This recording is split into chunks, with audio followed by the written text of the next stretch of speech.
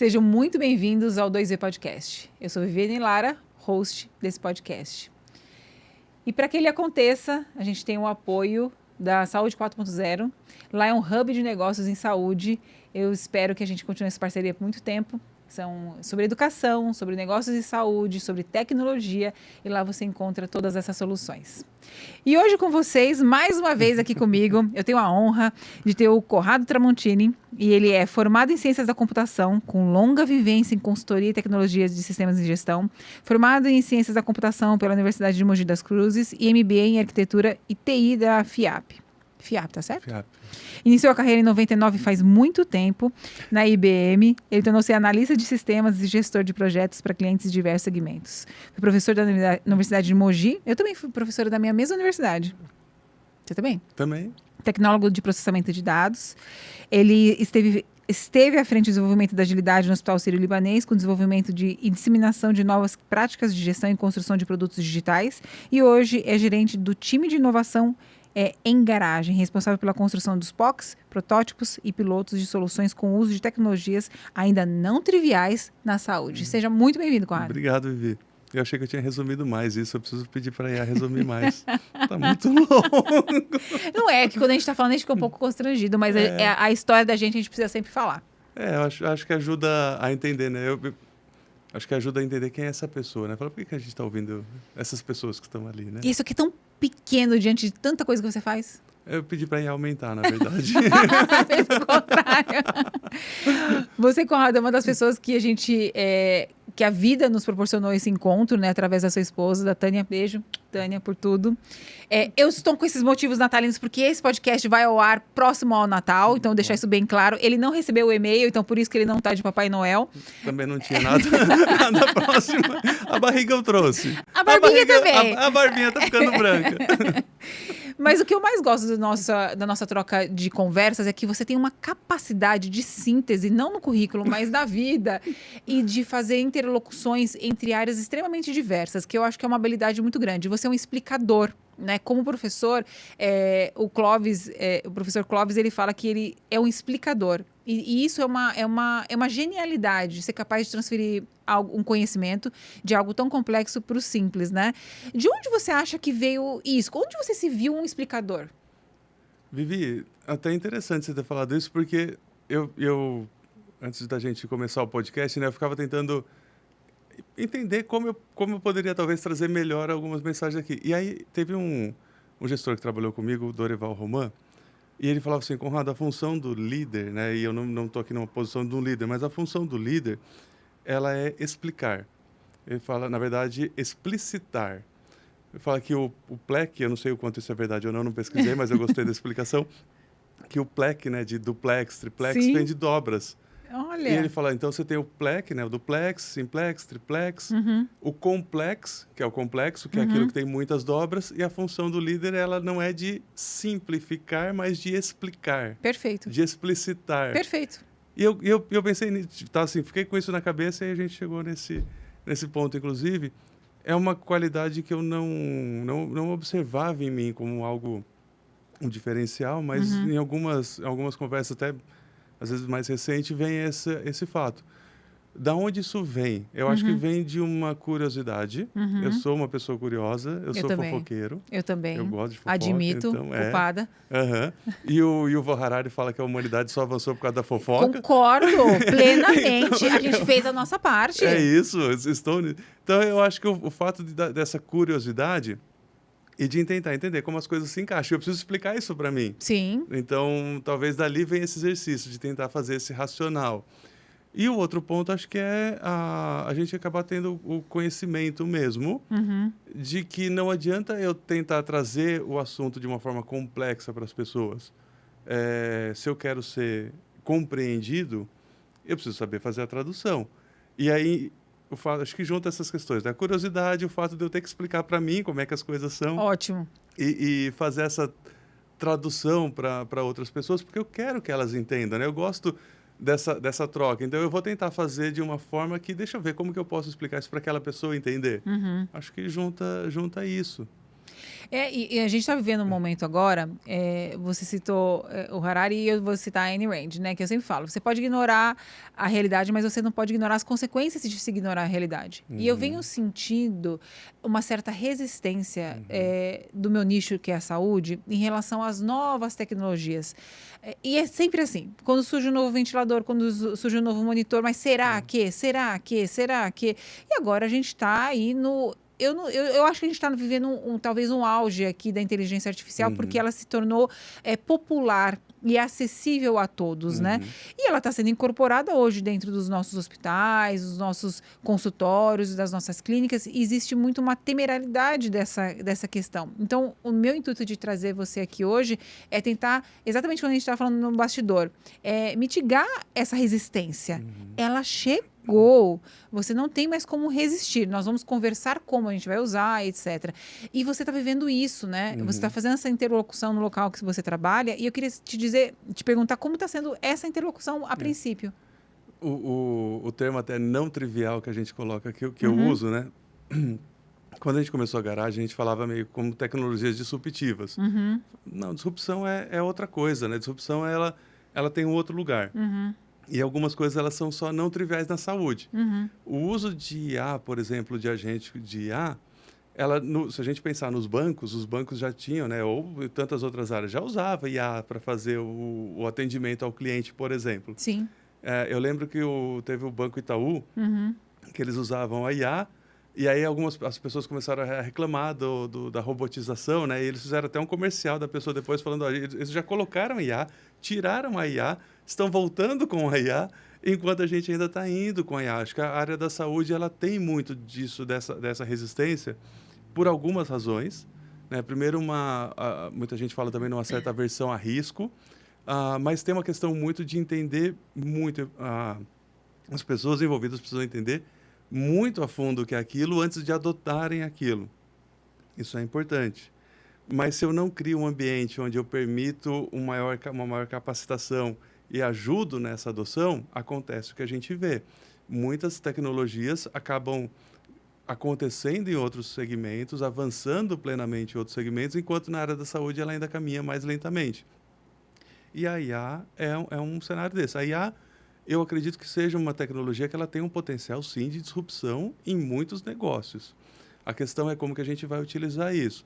E a gente, na saúde, as pessoas que trabalham com a saúde, realmente elas encaram um processo hoje que a gente coloca a IA como sendo algo incrível, algo que vai dominar o mundo, algo que vai roubar o emprego de todo mundo, algo que eu preciso de milhões de GPUs, e às vezes a gente fala até, o que é GPU? Pô, eu preciso de um monte de GPU e eu nem sei o que é GPU, Sim. então tá muito longe de mim. Então, e a gente em tecnologia também, a gente gosta de fazer isso. A gente fala às vezes A gente também faz termo técnico para você não entender. É isso, E fica com esse negócio de pipe, pepe, mas a gente cria essa barreira. E as pessoas, se tem algo que eu não conheço, eu me afasto. E a gente tem que fazer um movimento contrário, e simplificar e explicitar e trazer as pessoas, né? Acho que esses são alguns pontos aqui de quanto a gente cria realmente uma barreira para expulsar algumas pessoas de alguns termos e alguns temas. E a gente não pode fazer isso. Tem que inverter esse jogo. Porque assim, você falou direitinho, a gente já lida com a inteligência artificial há muito tempo, né? Eu realmente acredito que agora a gente tem acesso a controlar um pouco a narrativa, né? Cada um tem o seu aplicativozinho baixado e fazer a perguntinha, e você está começando a entender esse mundo agora. E na minha opinião, Conrado, eu não sei se você vai corroborar comigo, é como é legal, né? Sim. Então, eu acho que quando você se permite isso, eu acho que o que assusta as pessoas é que você fala, é muito legal. Isso é muito interessante, né? Como está sendo para você isso? Vivi, assim, hoje eu tenho me aprofundado até mais nesse tema e entendido melhor algumas questões. Mas ela é de uma praticidade e de uma capacidade muito interessante. Mas ali já existe acho que um primeiro risco, que é importante a gente falar também acho que pode ser muito valioso, que a gente falar dessas limitações, desses vieses. Mas existe ali, por exemplo, que a hora que a gente pergunta uma coisa para uma IA, ela responde, e responde com uma capacidade de convencer a gente, mas nem sempre aquilo que está ali é a informação completa, ou ela está da melhor forma, ou inclusive ela é uma informação até real. Né? Tem um termo que a gente fala que a IA alucina. Isso. Né? E esse alucinar é porque a IA não sabe o que ela não sabe. Então, quando eu pergunto algo para a IA, ela vai tentar responder. Ela fala assim, se essa pessoa está me perguntando, se meu usuário está perguntando sobre isso, é porque eu tenho esse conhecimento e ele está aqui. E ele vai tentar formular aquela questão e preencher as lacunas que ela possui. Então, ela vai te dar uma resposta que pode ser parecer ser muito coerente. Sim. Mas nem sempre ela pode ser. Mas é uma ferramenta muito importante, muito incrível. Como a gente falou, você mencionou os ventiladores, por exemplo, né? São equipamentos que já possuem as IAs embarcadas há mais tempo, né? Hoje a gente chama tudo um conjunto de coisas de IA. Né? Só que a gente também colocou, a gente muitas vezes chama de IA aquilo que é a tal da IA generativa. Isso. Que ela é uma parte de um segmento de IA, né? Mas é uma ferramenta muito valiosa. Para uma área como a nossa da saúde, que a gente tem muito processo burocrático, muita questão de eficiência operacional, um conhecimento mais especializado mesmo, a IA tem um potencial de ajuda muito interessante. Fala um pouquinho sobre as diferenças da generativa, por exemplo, que as pessoas podem não saber. A gente tem as partes, como a gente fala, de aprendizado de máquina, tem os algoritmos computacionais, aquilo que a gente chama hoje que a gente chama mais por IA, que é a IA generativa, é uma IA que ela é capaz de gerar um conjunto de informação. E sabe o que é interessante, Vivi? Assim, eu quando fui entendendo mais sobre esse processo, né, eu falei, deixa eu entender, como que ela consegue... Exato. A IA generativa, ela não é os modelos, né? A gente fala dos LLMs ou Large Language Model, ou os grandes modelos de linguagem. Eles não são diferentes do modelo de previsão de tempo. É um processo estatístico, matemático. Então, ele não sabe que ela está respondendo exatamente aquela palavra. Ele sabe que dentro daquele contexto, quando você pergunta, por exemplo, sobre Natal, sobre suéter e sobre cores, ela sabe que normalmente a maior porcentagem dos dados que ela foi usada para treinar sobre aquilo, você perguntar cores de suéter para Natal, ela vai responder que são as cores vermelho, verde e branco.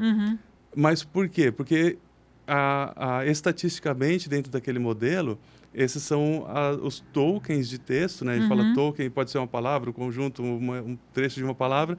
Então, ele sabe que aqueles tokens ou aqueles pedaços de palavra vêm normalmente um seguido depois do outro.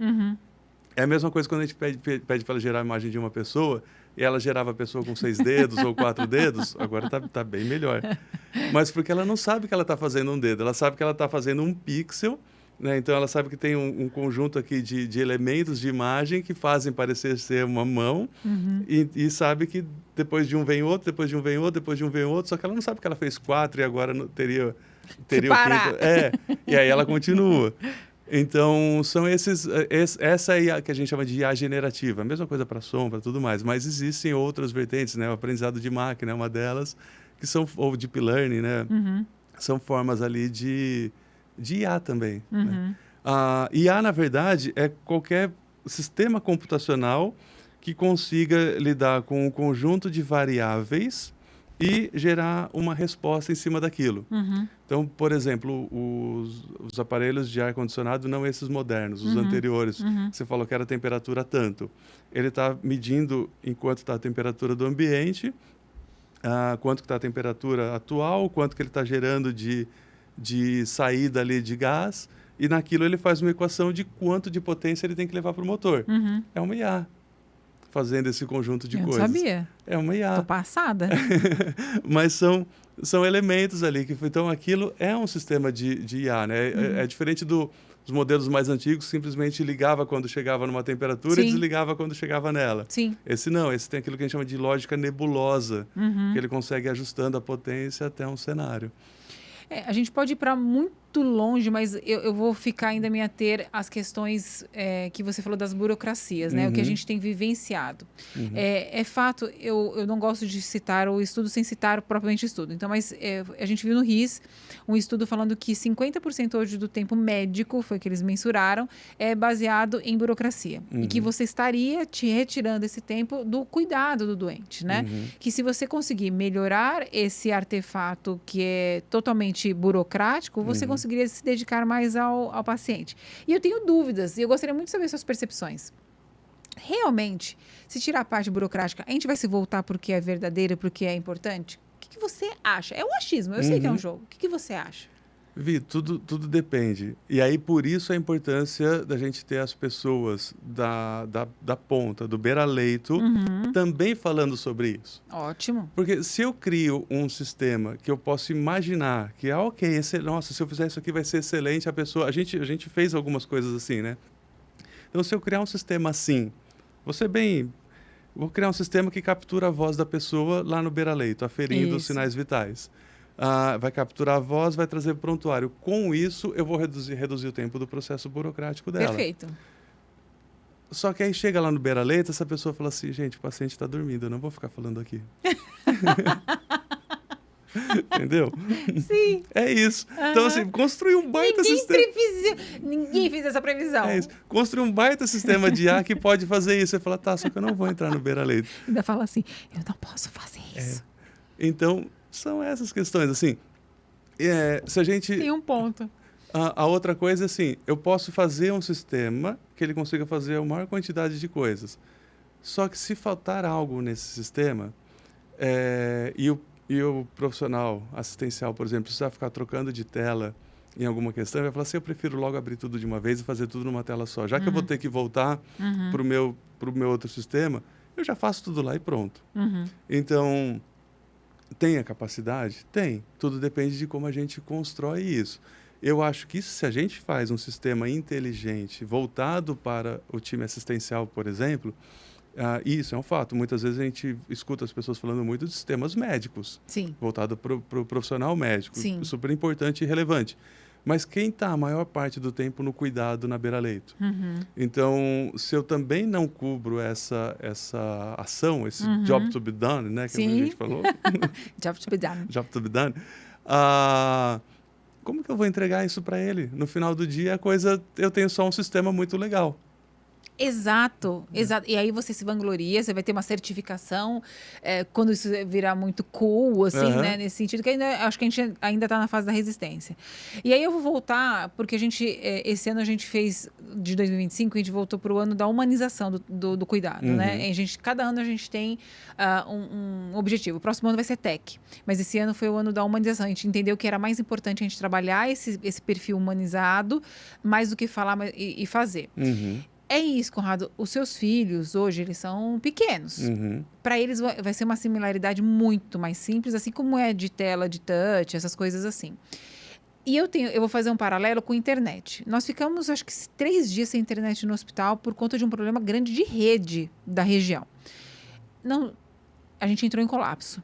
Nenhum plano de contingência estava preparado para 3 dias. Ele estava preparado para horas, no máximo 24 horas, né? E hoje a inteligência artificial, eu vou falar por mim, que sou uma pessoa com uma bagagem que ia fazer o trabalho na Bireme, que tinha que pedir num papel, num computador que era DOS, e vinha uma revista e procurar. Então, eu estou adaptada a um sistema que eu sei voltar para ele com dificuldade. Mas você imagina o dia que não tiver mais a inteligência artificial entrar num colapso? O que vai acontecer com todos nós, né? É um bloqueio tão grande. Então, assim, você já se imaginou num cenário de catástrofe nesse sentido? Não, mas assim, o não é só porque eu acho que eu não quero. Exato. Mas ele existe. Eu fui fazer uma palestra, inclusive, na escola do meu filho. Como foi a palestra? Foi legal, foi bem legal. Foi para pais, não, só para as criancinhas? Foi para os adolescentes. Para os adolescentes. Até por conta disso, Vivi, assim, porque é legal usar, é muito fácil usar a IA. Sim. Mas qual que é a troca aqui, né? O que talvez eu estou abrindo mão ou não? E esse também era um dos pontos que eu queria cobrir ali com eles, era esse. É muito fácil usar a IA para fazer uma atividade. Sim. Se eu tiver um trabalho de casa, só tiro a foto, inclusive, ela já me responde. Mas qual era o risco disso? E o risco, um deles, é que justamente eu não me aproprio daquela informação. Se eu usar uma IA para gerar um material, eu não me aproprio. Tem um termo até eu não vou lembrar agora, mas é um não compromisso cognitivo com a coisa. Aquilo lá não é meu. Tem um colega nosso também, que é o Dr. Cristiano, ele fala muito do viés comportamental e fala do IKEA. Que o fato de eu montar o móvel torna ele mais valioso do que ele não ter sido montado por outra pessoa. Sim. É a mesma coisa com aquela resposta. Eu gerar aquela informação, eu estudar aquilo, é mais valioso para mim, inclusive, que uma IA fazer.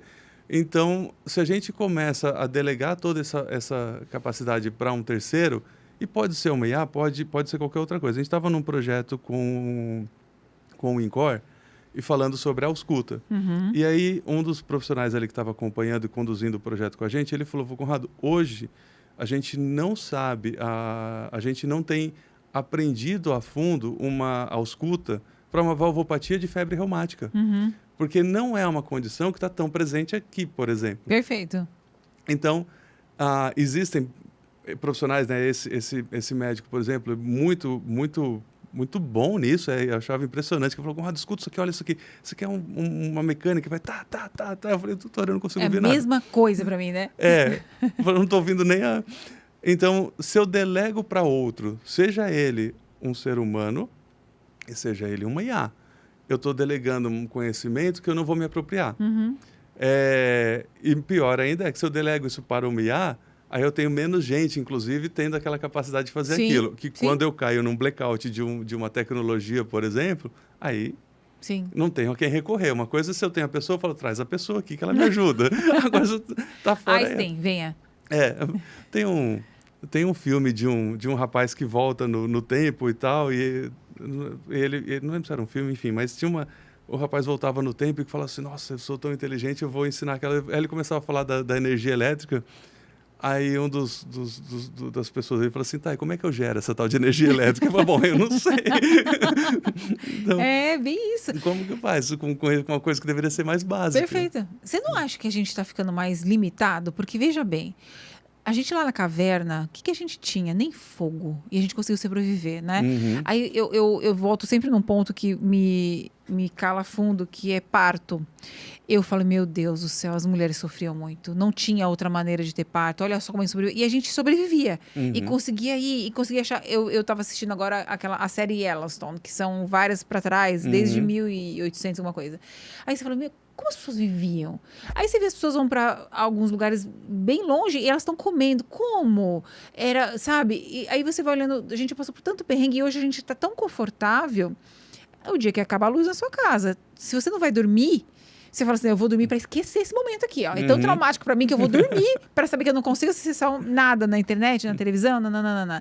Então, assim, você tem a percepção no seu longo trabalho em tecnologia, que, entendendo todo o valor que ela tem, mas que as relações estão empobrecendo. Como que é isso para você que tá... Eu estou num ponto onde a humanização é muito, muito, muito, muito, muito importante. Eu tenho noção disso. Mas para quem está na tecnologia, o que você está achando?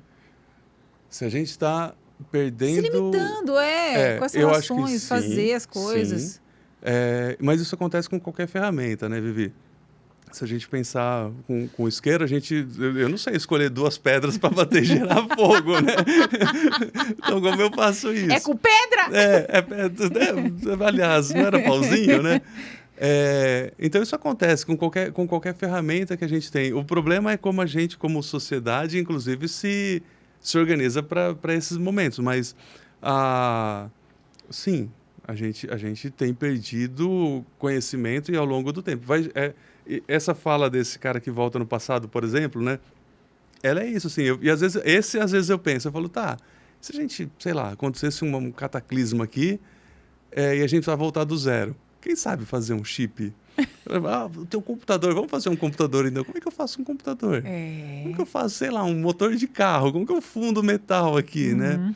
Então, a gente tem segmentos muito especializados hoje de tecnologias que são cruciais para a nossa sociedade atual. Sim. Se acontecer da gente regredir por qualquer razão, a gente vai ter que regredir também. Nesse sentido. E vai voltar nesse sentido. Mas E aí, talvez é um dos problemas dos riscos com a IA. Ela tem a capacidade de suprir a gente com algumas informações. Só que, de novo, Vivi, assim, a questão do problema ali, do limite dela. Se eu desconheço aquele limite, eu perco minha capacidade de racionar sobre aquilo e aceitar o que ela está me trazendo. Sim. Acho que isso... E aí... Não preciso ir nem tão longe ao ponto de eu ter um cataclisma, né? Sim. Eu tenho uma IA me respondendo coisas e eu não estou julgando se aquilo lá está pertinente ou não. Me parece fazer todo sentido, então faz sentido. É aquele meme, né? Se está na internet, então é verdade? É verdade. Se a IA está falando, é verdade. Agora, mais forte ainda, né? E eu tenho 49, né? O Vitor Hugo tem 21. Então, ele tem situações... Eu vou falar no começo. Vitor Hugo... Agora que você lembrou. Lembra do Los Miseráveis, a bolsa. Você pode ver o que você quer. E o marido é Francisco de Assis. Eu vou fazer simulações para você lembrar. Eu sou Viviane. Eu vou guardar. Você que é Viviane. Você é... Bom, é por isso que eu pão. No ar não estamos ao vivo, estamos gravados. Depende, a gente pode falar tudo aqui. Estamos no ar. Então tá. CNN. E aí eu não vou perder nem de raciocínio, tá? Você pode fazer o que você quiser aqui, eu tô ó. tentando. Você não vai conseguir. O Vitor Hugo fala assim, mãe, isso aqui é uma IA. Era uma coisa muito parecida. Hoje eu desconfio de tudo. E eu fiquei mais feliz que tinham pessoas muito mais novas que mim. Eu retrocedendo a linguagem. Já vamos. Que ela falava assim, ó, esse aqui tá muito difícil. Esse aqui realmente tá difícil de distinguir. Aí você vai pra... Assim, meus pais, que têm mais de 80 anos, eles não conseguem distinguir. E assim, eles nem conseguem... A minha mãe não consegue entender que quando alguém publica uma coisa na internet, não é para ela. Ela falou, fulano me mandou.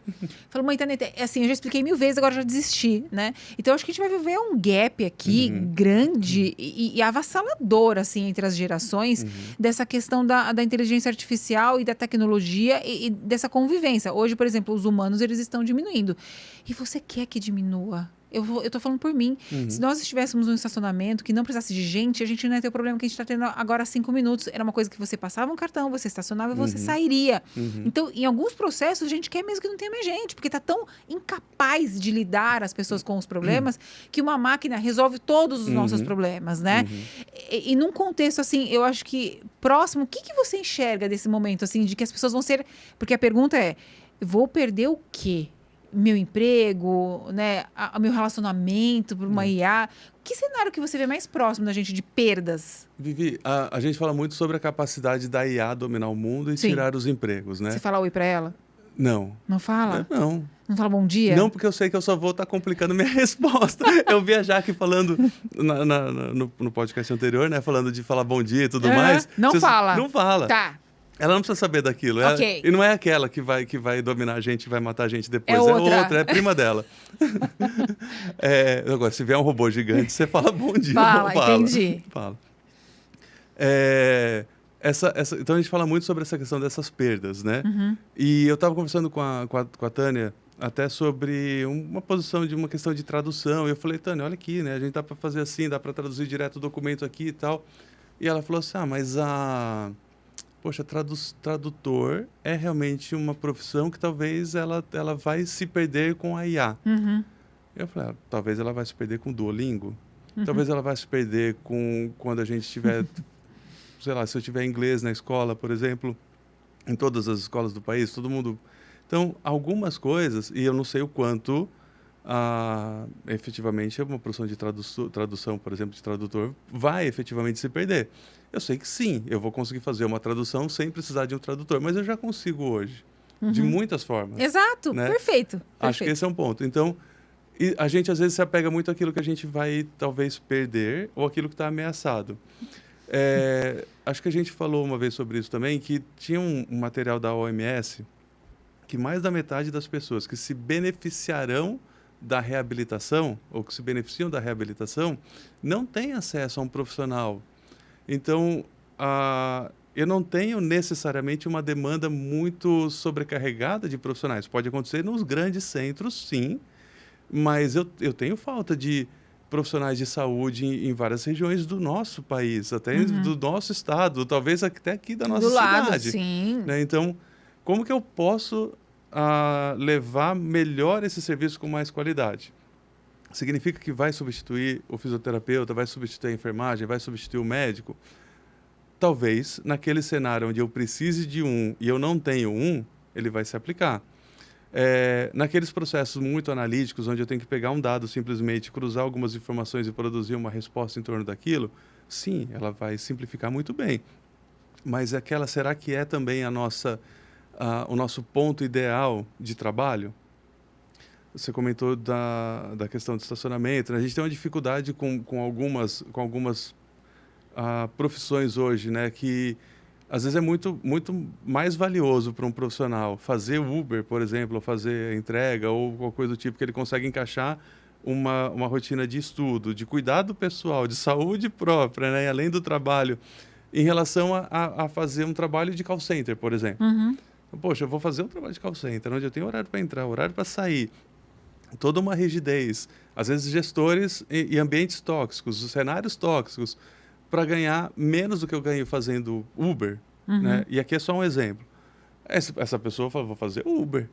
Então, você tem uma escassez de mão de obra mesmo nesse cenário hoje e que a gente, às vezes, não avalia isso. Esse é um contexto que um sistema de agente de IA apoiado ali no WhatsApp, por exemplo, ou até para focalizar coisas, vai entrar muito bem.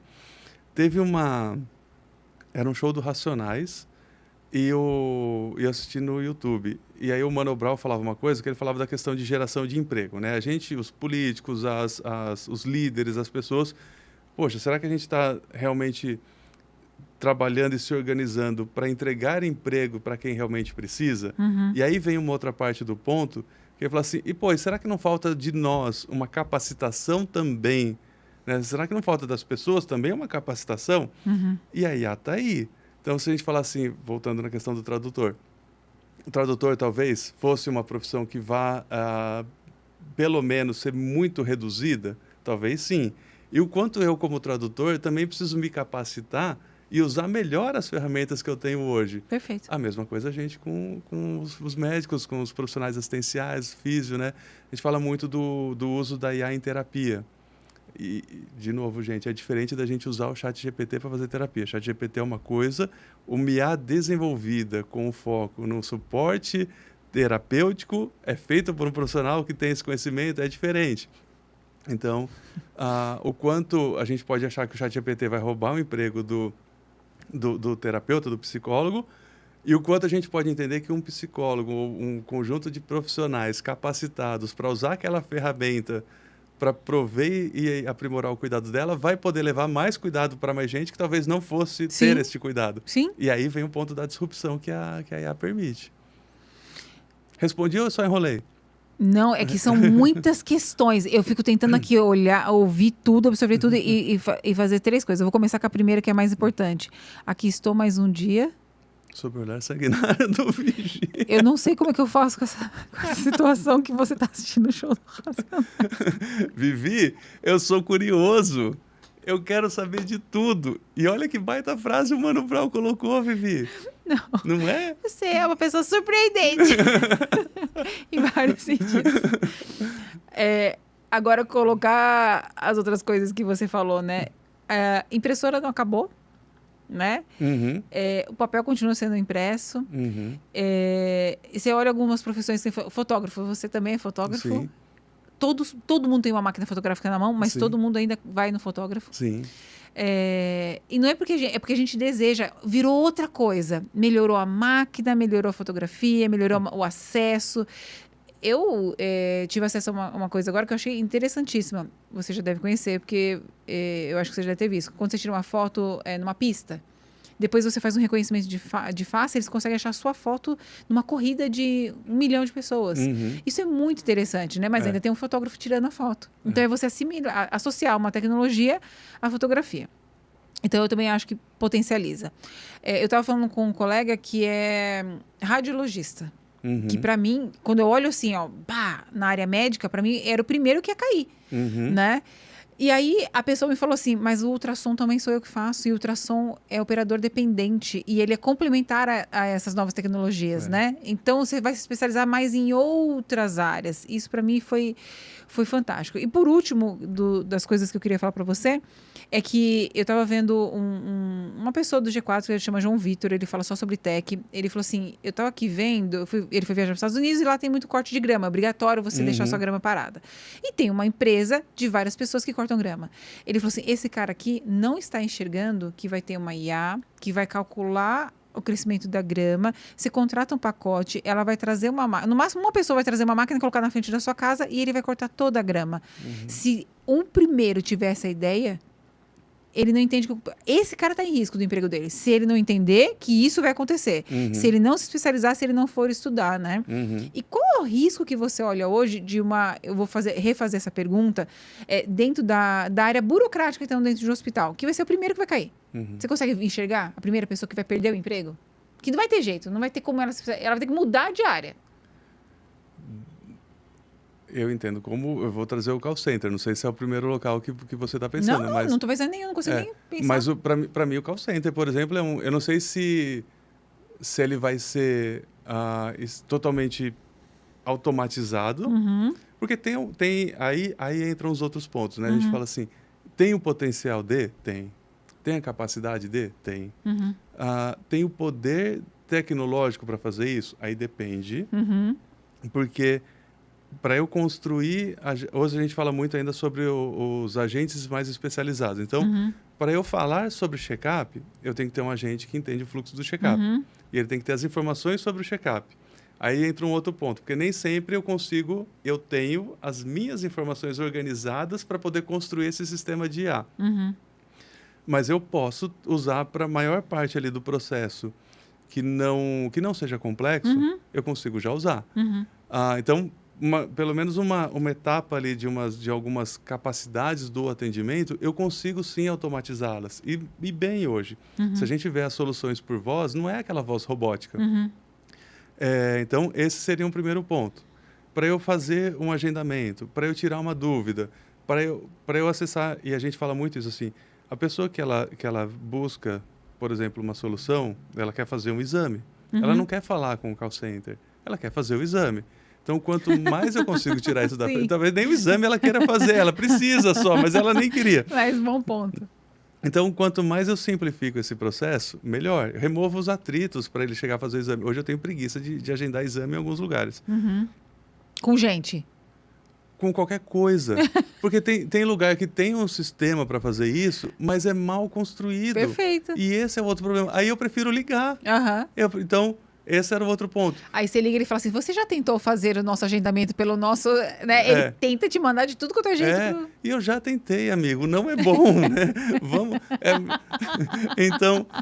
Então, às vezes, é melhor você falar com um humano. E pode ser que eu caia num cenário de maior complexidade que eu precise ter alguém mais especializado para fazer isso. Então, já cai de volta no ponto ali. Dá para extinguir tudo? Difícil, muito improvável. Dá para tornar mais eficiente. Ótimo. E na nossa área, a gente precisa tornar muitas operações muito mais eficientes. E aí tem uma outra coisa que, assim, as áreas de tecnologia, as empresas, as big techs, estão entrando muito forte na área da saúde. Sim. Por quê? Porque é uma área que depende bastante de tecnologia. Você falou da grama, a gente fala que a saúde tem um mato muito alto, né? Porque a gente não adotou muitas tecnologias ainda. Então, qualquer adoção de tecnologia que eu faço aqui traz um ganho mais significativo do que eu fazer isso para finanças, por exemplo. Se eu for fazer em finanças, eu tenho que fazer uma coisa muito especializada para mexer um tiquinho ponteiro. Na saúde, isso ainda o mato é mais alto. E tem um processo de transação de informação muito grande. Tem muita informação que a área da saúde gera.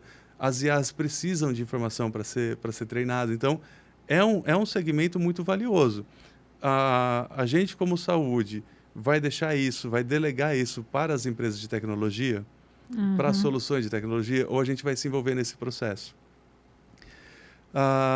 Acho que essas são questões ali que são importantes para a gente efetivamente entrar nesse processo, né? E a gente, voltando no Mano Brown, quanto a gente, como profissional de saúde, precisa quebrar essa barreira. Tudo bem, eu sou formado em ciência da computação, para mim é mais fácil, até mais legal isso. Eu prefiro isso do que ver um osso, por exemplo, ou uma cirurgia de ligar de voltar ligamento, por exemplo, enfim. Mas como a gente, como saúde, vai fazer isso? Como a gente vai se letrar para isso? Como a gente vai se organizar? A gente precisa fazer isso. A gente precisa estar a par dessas mudanças, né? E não são coisas que a gente deveria deixar delegado ali para a tech. A tech vai fazer o que ela faz pensando como tech. E a gente precisa estar envolvido. Você falou da humanização. Como eu consigo humanizar um processo sendo eu a pessoa que mais conhece aquilo na ponta? Várias coisas. Realmente, assim, ainda bem que eu tenho uma boa memória por enquanto. Eu quero falar do RIS, mas eu vou falar do RIS primeiro. Eu fui 2 anos consecutivos, né? O RIS é Healthcare... Innovation Show. Perfeito. E é um evento voltado para tecnologia em saúde. Então, eu vi o Sofia no ano passado, num daquele stand minúsculo. E o Sofia, a tecnologia, foi comprada pelo MV. Pelo entendimento dessa possibilidade, né? E eu gosto muito da tecnologia nessa aceleração que existe, né? Então, você vê, assim, 2 caras, pegam uma garagem, faz o Apple 1 e aí depois se torna uma disrupção muito grande, né? Que é a Apple hoje. Aí você olha a Sofia, que é uma tecnologia brasileira, que você olha, e hoje, né? Também comprada e coisas de milhões de dólares. Então, é tudo muito rápido e se a gente não aproveitar esse momento, a gente acaba passando mesmo. Eu tenho que ir no RIS. Entendeu? Porque senão eu vou me achar para trás. E olha que eu acho que tem algumas oportunidades que são perdidas. Eu fui num evento semana passada e era sobre saúde, mas era sobre gestão em saúde, basicamente, né? Uma pessoa que faz uma técnica tal, médicas. E teve uma área que foi vendas, porque existe uma área de vendas, né? Que a pessoa faz de cursos e eventos, etc. E durante a apresentação, ela diz o seguinte: eu vou contra o mercado. O mercado gosta muito de fazer reuniões e conversas online. Eu não sei vender assim, eu sei vender só no WhatsApp. Você tem noção que se ela conseguir trazer aquela energia, aquela potência de comunicação para uma IA, você escala isso no infinito. Né? Então, quando eu olhei para o que ela fazia de interações, isso provavelmente já é possível de ser feita. Hoje ela consegue fazer, sei lá, 5 vendas no dia. É infinito quanto ela consegue fazer por dia. Nessa persuasão, nessa capacidade de explicar e de trazer. Então, eu acredito que isso seja mais temeroso para as pessoas, é não saber, que nem você falou, a gente não sabe até onde vai, até onde vai chegar, né, a dominação do mundo. Não é o ChatGPT que vai me dominar, mas é a prima dele, né? Então, assim, você consegue ver um cenário catastrófico hoje? Com a IA? Dentro da área da saúde? Vivi, o que...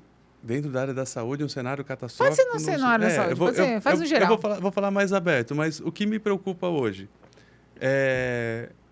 eu falo da IA como uma tecnologia disruptiva. Certo. Hoje, no cenário que ela está hoje, ela tem potencial de disrupção de vários negócios. Sim. Não é uma corrida que eu preciso chegar em primeiro. Tá. Mas é uma corrida que eu preciso correr. É um caminho que eu preciso trilhar. Porque se eu não trilho, né, e a gente está falando aqui do Saúde 4.0, Indústria 4.0, por exemplo, é uma coisa que está posta. Não quer dizer que todo mundo está no cenário da Indústria 4.0. E que vai conseguir, que quer. É isso. Sim. E pode ser que eu não precise. Mas qual é o prejuízo de eu não avançar? Então, eu como profissional de saúde, ou sendo dono de uma instituição de saúde, qualquer coisa do tipo, qual é o prejuízo de eu não ter isso? Talvez um concorrente meu possa utilizar ou se tornar mais eficiente. Vamos falar só na eficiência interna ali. Uma gestão melhor de gastos, de compra, de processo de compra e tudo mais. Não estou usando a tecnologia nem para tocar o cliente. Se eu uso essa tecnologia para melhorar minha eficiência operacional, eu consigo ser mais competitivo no mercado. Então, ela está posta. Ela está fácil de ser utilizada, mas ela está muito mais fácil. Então, se eu não caminho por este caminho, eu vou deixar de ser competitivo. Ou alguém vai ser muito mais competitivo do que eu. Esse, para mim, já é um cenário... Vou falar assim, se eu for dono de uma instituição de saúde, ou se eu for dono de vender um produto ou serviço, esse, para mim, é um cenário catastrófico. Certo. Onde a minha concorrência faz uso dela. Perfeito. E eu fico ineficiente. Uma outra questão aí a gente vai para o cenário global.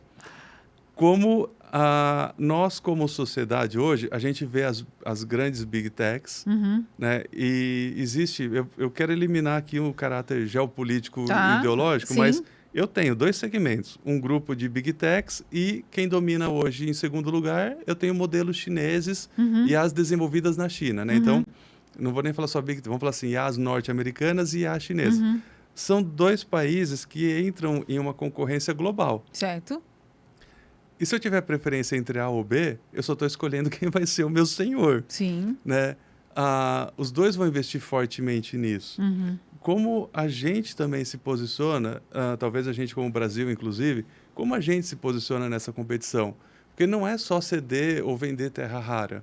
É como eu também posso fazer parte nisso para pelo menos garantir um equilíbrio. Poxa vida, você tá com a bola na sua mão, eu entendo. Porque a tecnologia é deles, mas se a gente não der o suplemento para que isso aconteça, que nem você falou, terras raras, você pode falar matriz energética, né?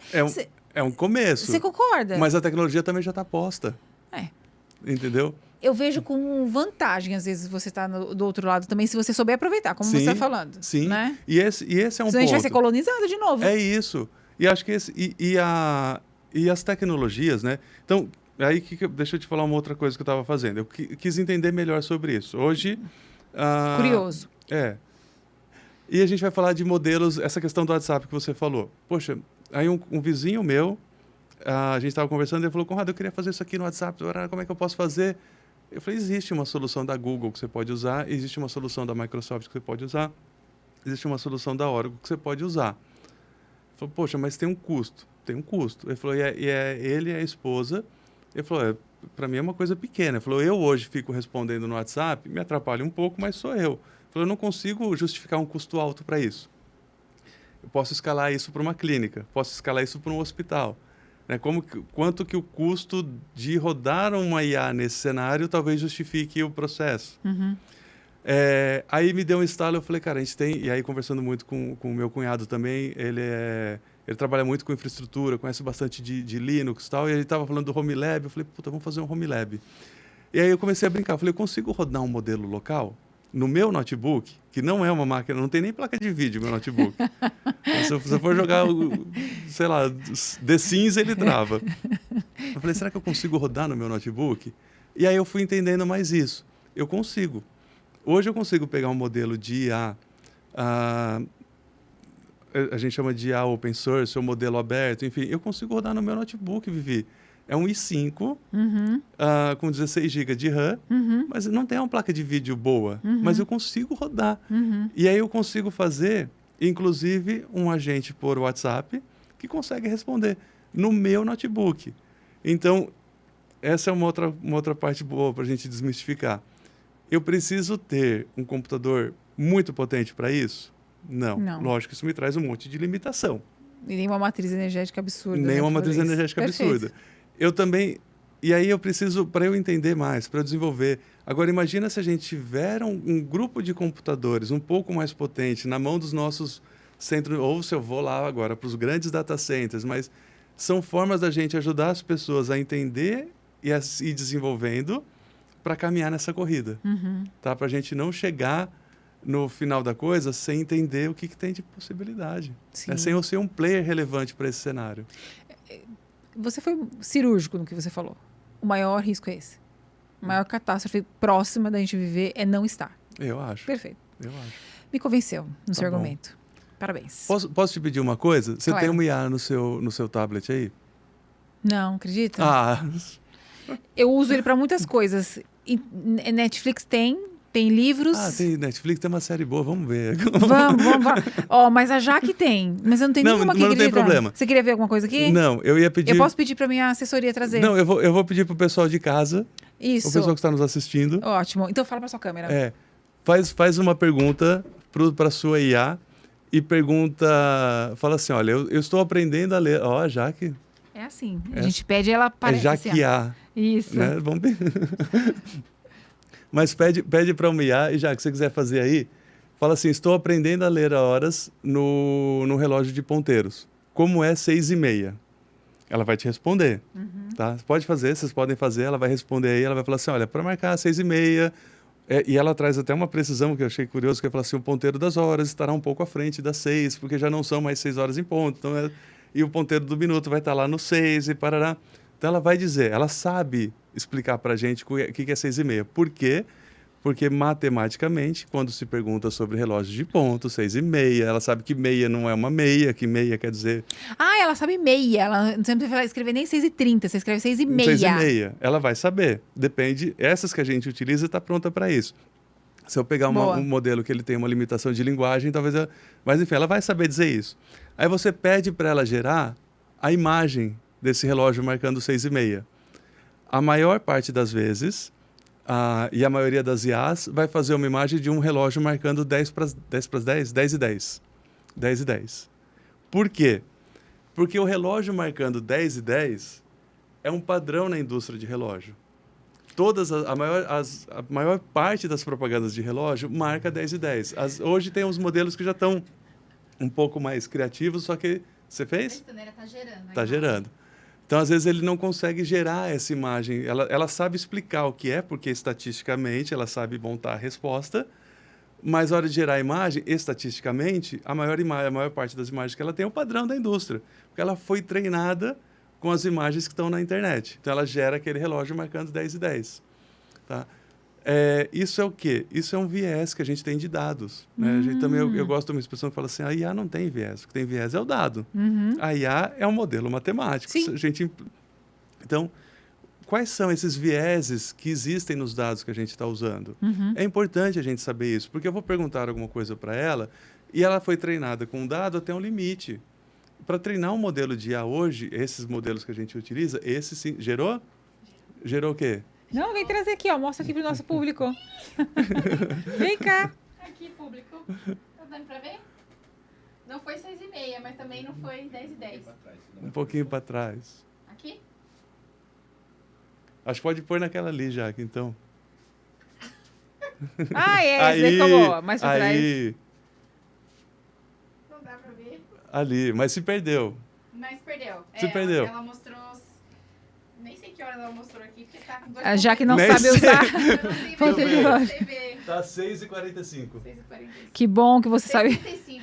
Não, tá 7:30. 7:30. É que 7:30. tem um ponto, ponteiro maior e menor. É outro ponto, porque ela não sabe que ela tem que fazer um ponteiro menor e um maior. Não é que ela sabe que o relógio tem um ponteiro menor ou maior. Ela sabe fazer a imagem dos ponteiros. Sim. Então, muito bom. Obrigada. Ou seja, IA é burra! É burra! Isso foi o Renato que disse também isso, né? Foi. Não fomos nós. Foi. ChatGPT, eu te amo. Foi o Renato que falou isso. Se formatar, mata ele primeiro. Exato. Vamos falar em termos práticos que a gente está vivendo hoje, né? A doutora Ludmila Haddad, do HC, está trazendo para o Brasil agora o primeiro hospital autônomo, você deve ter visto sobre isso. E a gente também ouviu que já existe na China esse modelo, né, onde você tem profissionais trabalhando com inteligência artificial e eles estão testando com, diz que, né, um nível de segurança razoável, né? E na sua prática hoje clínica, o que você tem visto na prática que a IA está agindo na parte clínica e tem tido... Se você tiver algum resultado, traz para a gente também. Poxa, Vivi, esse é um dos terrenos que eu não ousaria me aprofundar muito ainda. O que eu sei é que ainda eu não me aprofundei, por exemplo, no caso do hospital chinês, né, o hospital na China que faz uso da automação. Não tem muita informação também, não. Não é que você não se aprofundou, não existe. Não tá, porque tem uma questão também que muitas coisas assim, estão sendo validadas. Exato. Então, as coisas acontecem, às vezes, mais para validar ou para entender ou se é significativo, né? A China ela tem um modelo de saúde muito parecido com o nosso e um modelo territorial muito parecido com o nosso, né? A distribuição nos grandes centros.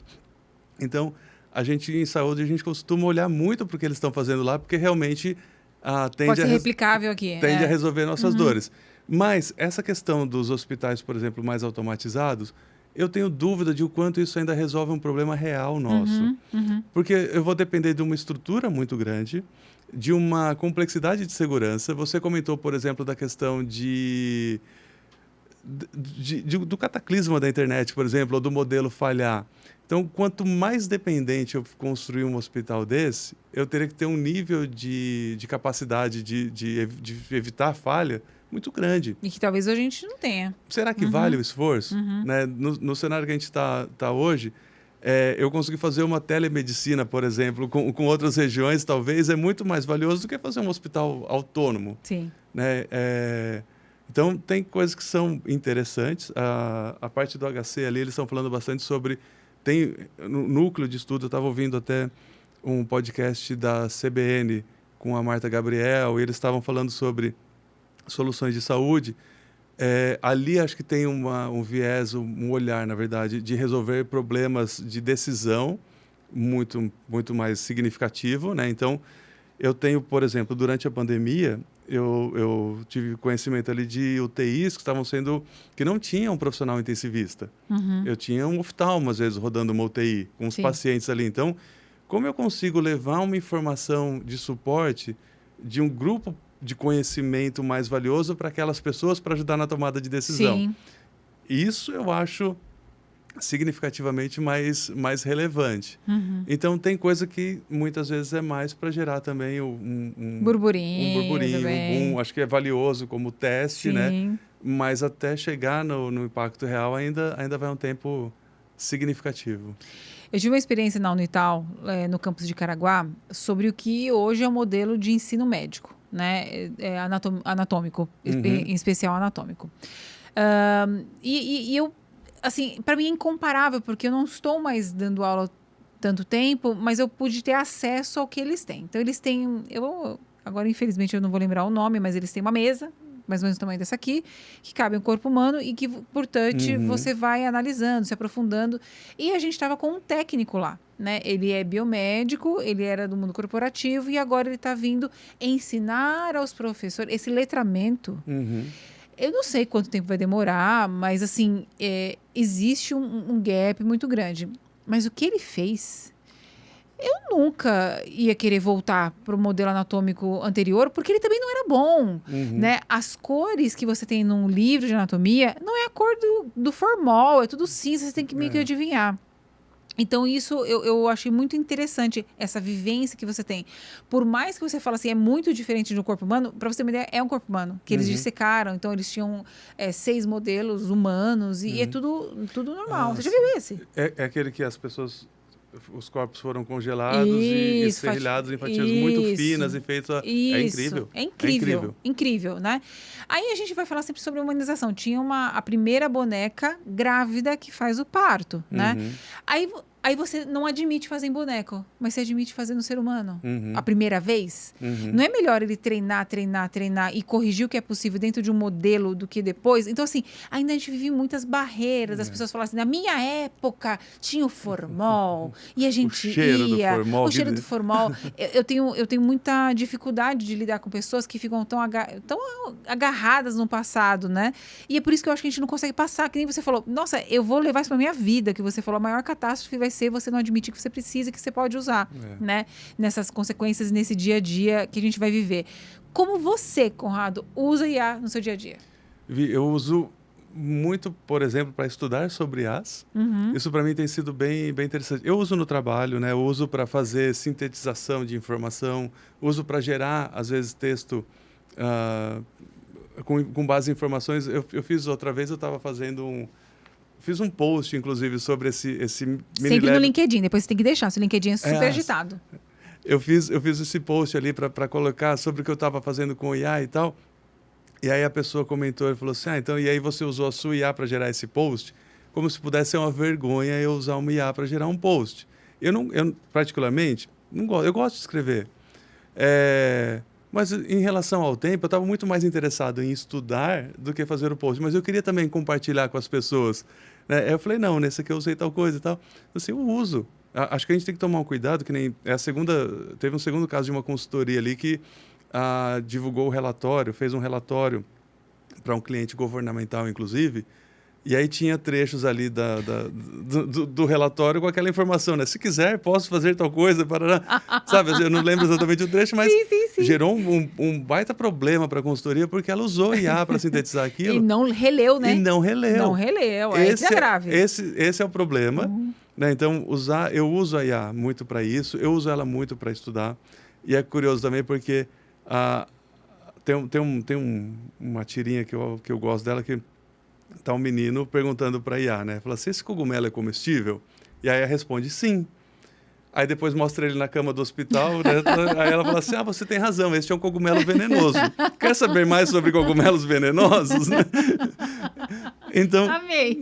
Nessa jornada do estudar também, de usar ela para aprender mais, tem hora que ela me passa uma informação e fala assim, não, mas isso aqui não funciona aqui, a gente já falou sobre isso. Eu falo assim, você tem razão. Olha só, você tá certo. Tá bom, mas é uma informação que você já tinha, né? Então, é importante conhecer, porque eu posso perder muito mais tempo usando IA para estudar uma coisa. Isso é real. Eu analisei isso também, assim, falando do meu cenário. Eu vi muitos cenários ali onde eu perdia muito mais tempo usando a IA. Então, tem hora que eu falo assim, não quero IA, eu quero buscar um post, um fórum, alguma coisa do tipo. Mas eu uso muito para isso. Acho que o poder de ajudar a gente, inclusive, a analisar a informação é muito importante. Então, se eu tenho dados que eu só preciso saber se, por exemplo, né, talvez eu fale uma bobagem aqui, mas o protocolo de sepse. É um protocolo que captura sinais vitais. Sim. E levanta uma possibilidade de sepse. É um passo depois do outro, exato. Isso ela pode fazer. Sim. Agora, ela não pode construir ou revisar se aquele protocolo de sepse ainda é o ideal. Ou se para um contexto ele consegue fazer. Por que ela não pode fazer isso? Porque acho que ela nem consegue. Bom. Ela sozinha não vai conseguir Exato. assumir isso.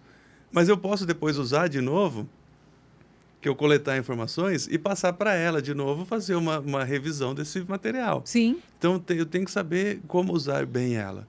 Tá? Então, a gente tem usado muito assim. Eu tenho trabalhado mais ali para, inclusive, demonstrar esse potencial da IA na busca da eficiência operacional. Porque também existe um hype muito grande. Sim, concordo. E existe aonde eu estou hoje, é onde eu quero estar amanhã e é onde eu posso estar no futuro. Eu não quero chegar no futuro agora. Às vezes a gente fala assim, a gente está querendo ir para Marte. Eu falo, não estou querendo ir para Marte. Ou estamos querendo ir para Marte, mas a gente ainda está descalço. Não quero ir para Marte. Eu quero atravessar a rua. E eu não estou descalço. Eu estou de tênis. Não é mais usar IA hoje para eficiência, ou para várias questões do trabalho, não é ir para Marte. Então, a gente ter essa clareza. Eu tenho feito um trabalho até de disseminar um pouco algumas ferramentas que estão prontas. A gente tem um notebook LM da Google, ele gera um podcast. Então, além de várias coisas que ele faz, mas ele gera um podcast. Então, eu quero fazer um trabalho de cultura ali sobre alguma coisa, eu posso gerar um podcast muito mais rápido, não com tanta qualidade quanto não, esse. eu tô pegando. Eu tô ficando. Eu ia ficar quieta, mas eu entendi, gente. Nós somos uma IA. Na verdade, falar. nós estamos aqui. Vocês não estão vendo a gente. Isso aqui, olha, é um holograma. Percebi um terreno perigoso que eu estou indo. Enfim, é uma droga. Você quer que eu te dê mais? Fica horrível. Você quer saber mais a respeito? Se quiser, posso gerar. Eu posso gerar também um texto, mandar em PDF para você. É isso. Então, tem algumas coisas que a gente consegue fazer muito bem. E mesmo com tudo que está posto hoje, a gente às vezes acha que todo mundo entendeu, ou está utilizando, está consumindo, né? E não está, mas você tem. No seu celular você tem o Gemini, você tem o Copilot, você tem o ChatGPT. Use com sabedoria, com limitação. Entenda onde você pode usar ou não. Mas eu acho que ajuda muito a gente com bastante coisa. Muito legal. Você, antes da gente ir para o próximo quadro, quais são as IAs que você mais usa e para quê?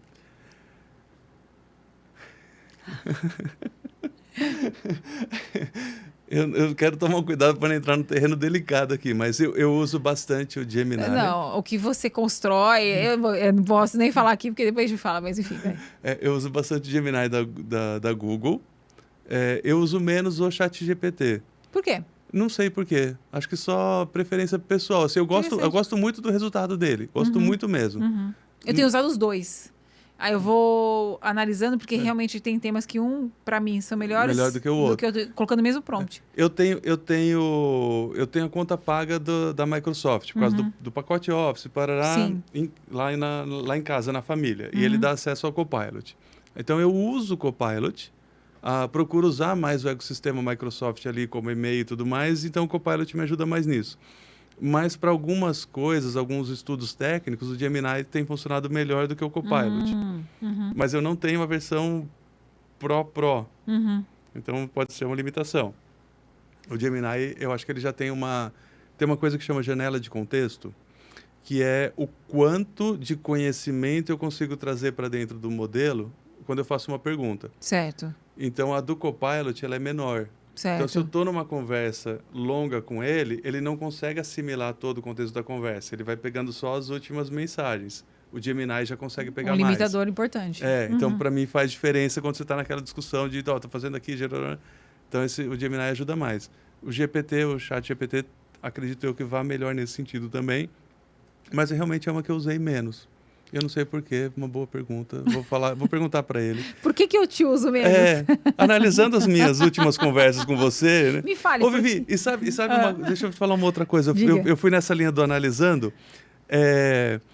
Tem uma coisa que às vezes a gente faz também e a gente não percebe, mas é uma sutileza na fala.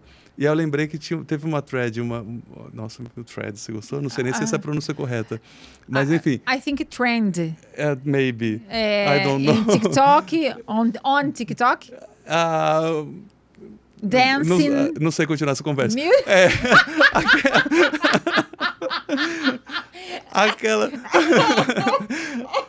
Aquelas correntes que a gente... Eu não ia conseguir logo seguida, ainda bem que foi você que bateu.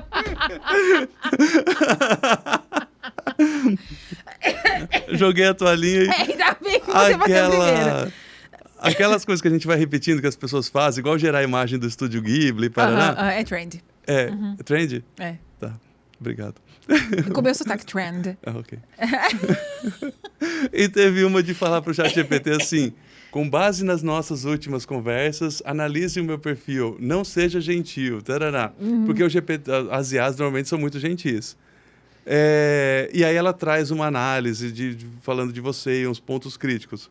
Tem uma sutileza nessa pergunta que às vezes a gente ignora. Mas só o fato de eu falar assim, não precisa ser gentil, ela assume que ela deve adotar um tom mais gentil? Não, mais vou dizer assim, ríspido. Sim. Ou mais direto. Eu fui fazer uma vez, a gente estava nesse projeto com o Icor, e a gente estava usando um esteto digital.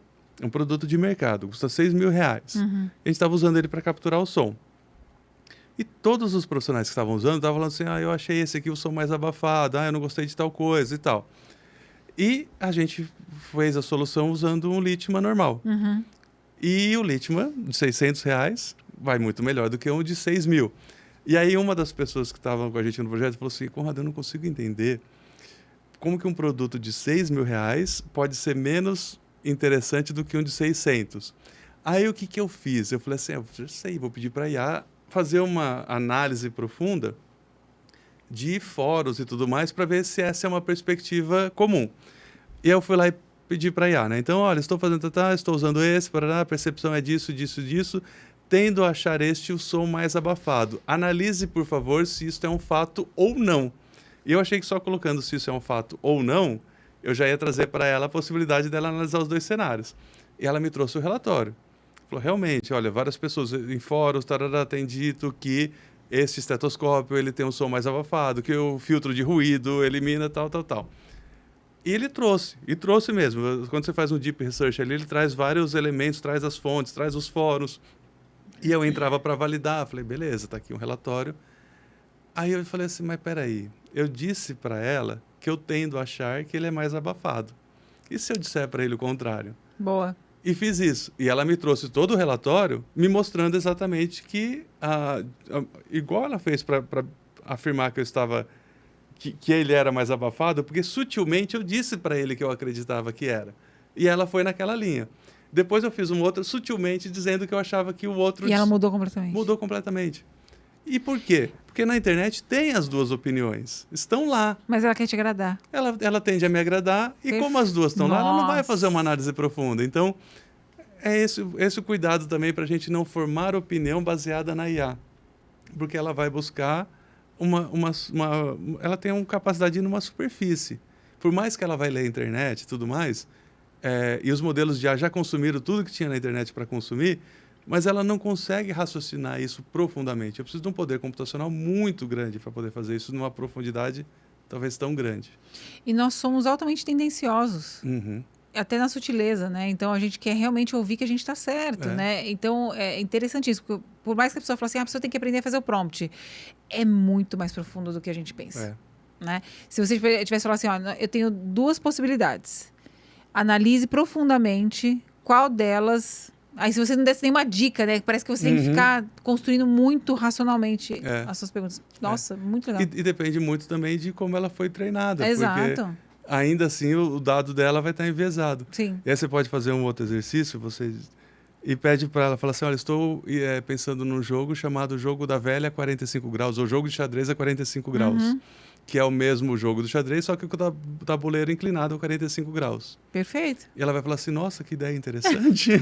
Você é um gênio, você está incrível. mudando. Enfim. Muito bom.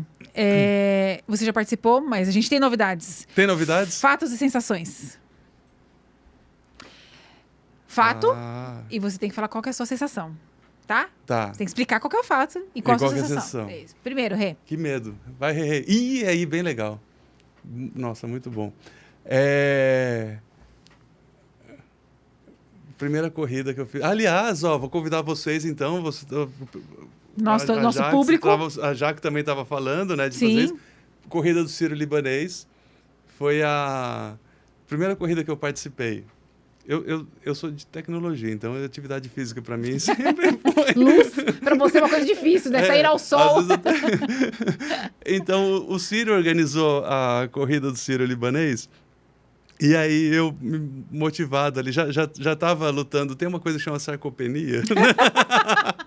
Aí eu adoro você já fala assim, ó, nós profissionais da saúde, você sabe termos que são muito diferentes, sarcopenia, muita gente não sabe o que é, mas o que é, Conrado? A sarcopenia é a perda de massa muscular que acontece com a idade. É ótimo. E começa nos 30, tá? Não é aos 40. Exato, nem aos 50, começa bem antes.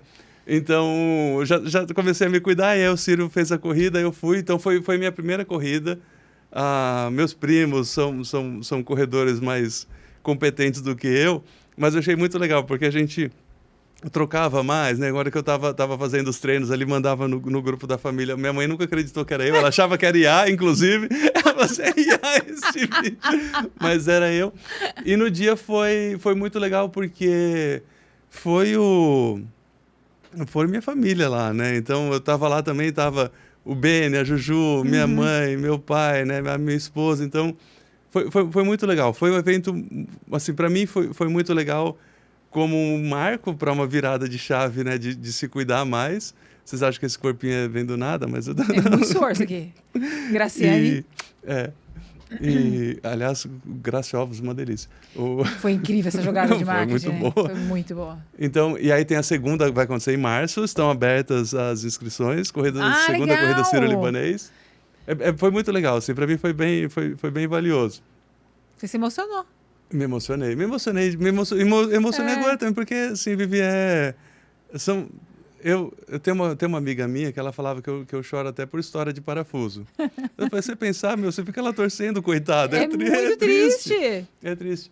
E aqui, apesar de parecer que é do nascimento do Beni, acho que como a gente está num contexto mais profissional, foi tirando, porque a do Beni também eu não estava acordado. Você desmaiou? Eu desmaiei, Vivi. Ô, Tânia. Eu desmaiei. Tânia, mas eu choro por qualquer coisa, eu desmaio por qualquer coisa. Conto com você, não conte. Não conte. Não, mas depois que eu desmaio, a hora que eu volto. Você volta bem. Volto bem. Poderia fazer um parto tranquilamente. Que acontece depois de 24 horas, né? Mas você volta. Mas uma hora eu volto. Mais rápido do que a rede no hospital. Mais rápido que a rede. E aqui foi de um projeto que a gente fez lá na garagem para uso de realidade aumentada para fazer remoção de tumor, né, segmentectomia pulmonar. E ali foi um projeto assim muito muito legal que a gente fez em conjunto com as pessoas também da assistência, né? E para mim foi muito interessante. Eu sempre quis trabalhar na área da saúde, Vivi. Sempre quis. Assim, eu adoro tecnologia, amo. Gosto muito de pessoas, apesar de em alguns momentos eu esquecer disso. Mas eu sempre quis trabalhar na saúde. Assim, para mim, ver essa junção das coisas, né? Eu entendendo o tecnológico, juntando para cuidar das pessoas. E é curioso, porque tem muitos posts meus na época que eu tinha Instagram, que eu colocava essa questão do hospital, assim, para mim é um lugar incrível. E esse cuidado das pessoas em cuidar das pessoas. E aqui, a gente estava fazendo a cirurgia usando essa tecnologia no hospital de base, que é um hospital do SUS. Então, ver uma coisa que a gente criou, né, sendo usado pelo SUS, sendo usado por pessoas ali que a gente, né, assim, efetivamente é uma tecnologia que talvez muito de ponta, mas também sendo usada por todo mundo, assim, para mim foi muito marcante por todas essas questões, assim, de juntar talvez tudo isso, sabe? Do menino lá atrás, mexendo com o computador, pensando na saúde, enfim, juntando tudo isso, assim, para mim foi um momento bem legal, assim, e aqui foi compartilhando com o time, né? Eu nunca tive problema em esconder emoção, né? Assim, e eu tinha um tio que a gente falava, os dois eram uma manteiga derretida, né?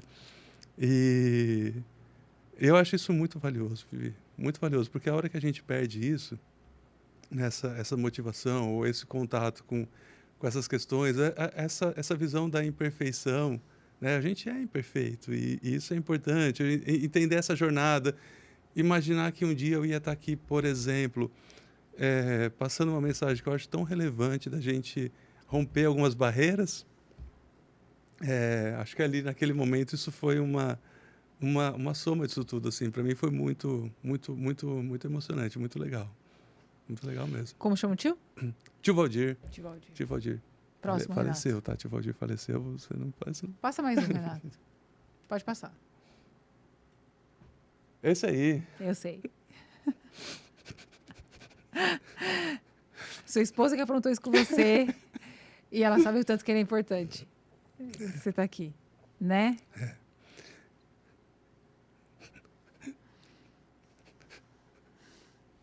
Eu vou dar meu papelzinho pra você. Tio. Você enrolou todo o seu. O meu babei. Tio Valdir, Vivi, ele é como um irmão para mim, né? Ele morou comigo, né? Quando ele veio para São Paulo, ele morou com a gente. E, puta, um cara legal. É o irmão mais novo do meu pai. Uhum. Eu lembro, não mais novo, mas é um irmão mais novo que o meu pai, né? E às vezes a gente ia para Garça, assim, ele conversando. Eu lembro do meu pai e ele conversando, por exemplo, que eles iam no cinema, assistiam um filme, parará. Então, o tio sempre foi muito próximo, né, de mim. Depois eu descobri que ele queria me batizar, queria batizar meu filho, né? Então, é muito legal. Assim, é um cara que eu sempre penso na minha família, lógico, né? Tenho uma honra enorme pelo meu pai e pela minha mãe e um carinho gigante por esse cara. Que bom, né?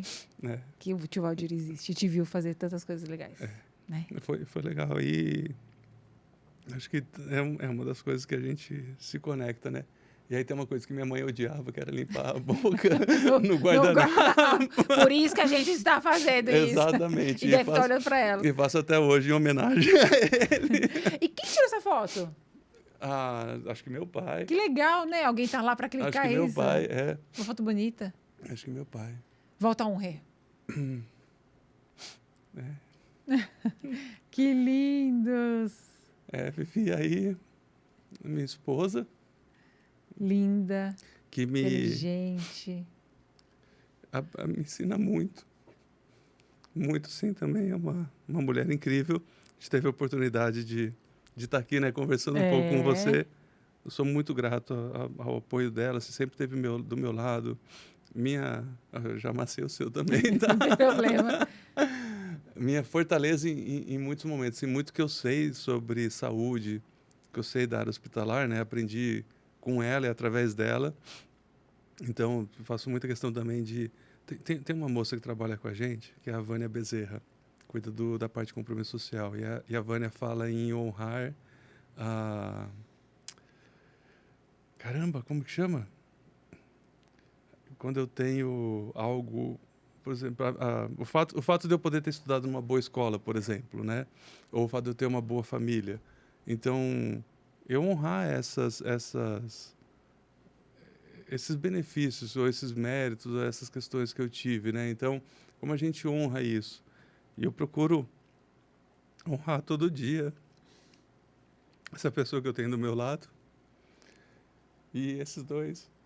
O Ben é um cara, assim, fantástico, fantástico. É muito curioso, assim, ele, a Juju idem, mas falando dele primeiro, né, assim, a capacidade dele de fazer as coisas, às vezes a forma como a gente conversa, né, às vezes a gente complica algumas coisas, enfim, é muito legal, muito legal ver esses dois crescendo. Juju, uma personalidade totalmente diferente do Benny. É muito louco isso, mas assim, desde do primeiro momento, assim, como a pessoa, às vezes a gente ignora, né, o quanto a gente é humano, e como ela, vindo da mesma condição, do mesmo cenário, mas é totalmente diferente, assim, tem uma personalidade dela, desde o primeiro momento. Eu acho curioso que às vezes ela fala assim, eu gosto disso, mas o Benny, não, mas eu gosto, né, e saber isso é muito legal também. Então, ver esses dois é incrível, é incrível, é incrível. Conrado, obrigada, Rê. Eu sempre fico pensando em você e a Tânia, que horas que vocês vão me surpreender negativamente, né? A gente conhece tanta gente malandra, interesseira, ruim, né? E com muitos defeitos. E eu não consigo achar nenhum em vocês dois, assim. Vocês devem ter, né? Eu te falei já que eu tenho uma pinta desse lado aqui. Falou que eu tenho do outro, né? E eu gosto tanto de estar com vocês. Eu convido eles para ir na minha casa, eles não vão, tá? Quero deixar isso bem claro. Eles têm coisas mais importantes. Convidou uma vez, Viviane. Eu fico magoada, demora um tempo. Eu falo assim, você resistiu a estar aqui hoje. Não resisti, Viviane, para com isso. Mas assim, eu fico pensando assim, que horas, né? E eu espero que não aconteça, e se acontecer eu vou entender porque todo mundo erra, todo mundo, né, acontece alguma coisa.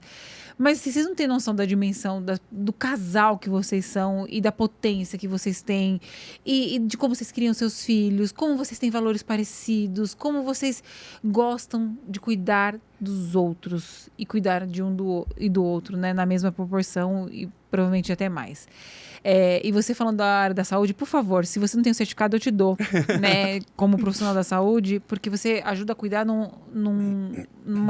é exponencial o que você faz e o que você acessa, né, com as pessoas, o que você faz no seu trabalho, o que você faz na sua família, e eu fico muito feliz da vida ter proporcionado, e a Tânia, ela ter me ligado lá atrás pra gente voltar a conversar, porque eu hoje, eu estou carente dessas pessoas na minha vida e eu quero vocês muito próximos de mim durante muito tempo, né? Então, o que é muito raro é essa amizade e esse bem-querer que eu tenho por vocês e pela sua família, por todos vocês e o trabalho que você faz. Eu ficaria conversando com você, Conrado, de verdade, horas. Você é muito interessante como pessoa, como profissional, como tudo, assim, as coisas que você fala, os meios que... Você é muito curioso, né? Eu também sou curiosa.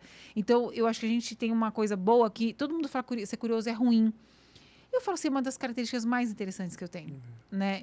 Ser curiosa no sentido de olhar o que você faz, eu quero saber profundamente tudo que você falou e eu quero discutir com você. Ontem eu fui numa loja, o cara andava de bike. A gente ficou muito tempo. E ele falou. Ele falou, nossa, é tão difícil ter alguém que sabe falar.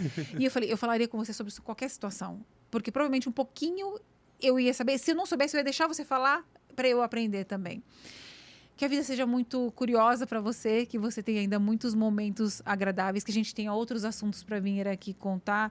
E eu queria muito te agradecer por estar aqui hoje. Muito mesmo. Vivi, obrigado pelas palavras gentis, inclusive. O texto do Renato finalizava com isso. Foi? Foi. Tá. Boa, Renato, obrigado. Eu tenho que falar assim, Renato, baseado nos meus defeitos, né? Eu posso também te entregar um PDF? Vivi, eu de verdade, assim, eu tenho orgulho de algumas coisas, assim, eu tenho orgulho de quem eu tento ser. Uhum. Tem uma frase também que fala assim, eu falo, eu tento ser tão legal quanto o meu cachorro acha que eu sou, né? Boa. E eu sei que eu falho, muitas vezes, miseravelmente, mas eu tento.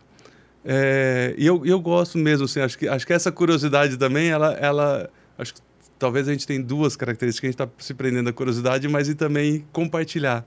Né? E acho que é isso, assim. E eu passaria também horas aqui para a gente poder falar sobre isso. Eu gosto de falar. Então, eu fico muito feliz, Vivi. Fico mesmo, assim, eu fico honrado. Honrado. Olha só, vale uma camiseta. Conrado é honrado. Muito, muito grato mesmo. Obrigado, Vivi. Eu que te agradeço. Fala pro seu público como te encontrar nas redes sociais. Na rede social que você Na rede social, eu gosto muito de fotografia, mas eu tirei o Instagram porque eu estava sendo consumido pelo algoritmo. Eu estou no LinkedIn, Conrado Tramontini ou Conrado T. Mas também não entro muito, mas entro. Mas pode entrar lá. Acho que é uma forma da gente se conectar e depois aí eu ligo para quem me mandar o telefone. A gente liga e fala por telefone. Já não vai ninguém mandar, acho que eu, talvez. Não, entra. E pode comentar aqui no 2V. No YouTube, né? 2V Podcast, né? Que não é aquele do aplicativo da internet do WhatsApp, que a gente não gosta. Da Google, não fica igual. Perfeito, muito obrigada, viu, por tudo. Obrigado. Gente, que aula, né, de vida, que aula de tech, que aula de um monte de coisa. Sempre é tão bom estar com gente inteligente, interessante aqui. E para você que ficou até aqui, parabéns para você, mas em especial, parabéns por você ser curioso que nem a gente e querer saber um pouco mais. Curte, compartilha, manda para todo mundo que você puder e se inscreve no canal. Pelo seu tempo, muito obrigada.